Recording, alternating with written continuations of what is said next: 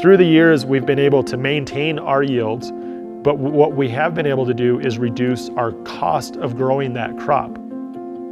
So early on, we wanted to get rid of synthetic fertilizers, and we did that. So we had to come in with some kind of fertility, because as long as I'm harvesting a crop and exporting nutrient, I'm gonna have to replace that at some point. So just, you don't use any synthetic fertilizers?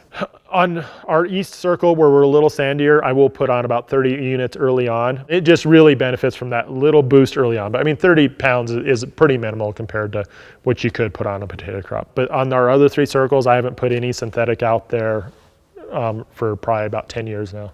We've been using compost as our main, that's our foundation of our fertility program. It's loaded, it has the NPK and the micronutrients. And when we first got away from synthetics, went to the compost, we were still doing a potato barley rotation. We were putting on 3 tons of compost on every acre every single year. Once we started bringing in diversity, we had a lot more legumes out there in the cover crops, started bringing the companions. I got to the point where that 3 ton every other year actually became excessive, because we still pull cell samples every spring just to monitor this. We're not just guessing, you know, we put some science behind it. And 3 ton per acre became too much, so we dropped down to 2 ton per acre. And that was good for a while. Actually got to the point where we were banking all this excess nutrient and building up our bank, and we had some reserve. 2 ton became too much. So we're down to 1.5 ton every other year on our compost now. So for us, a lot of people always want to find out about yield. And with specialties, it gets a little, that conversation gets a little funny.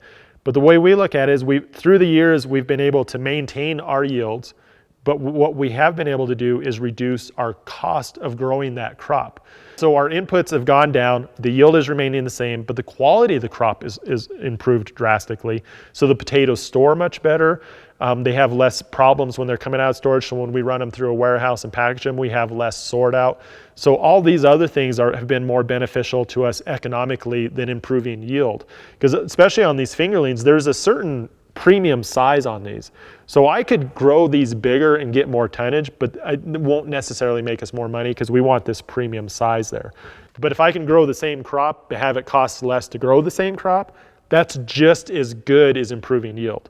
Our focus wasn't so much on income, but it's on margin, profit. How much money are we making off of that acre, not how much tonnage are we bringing in?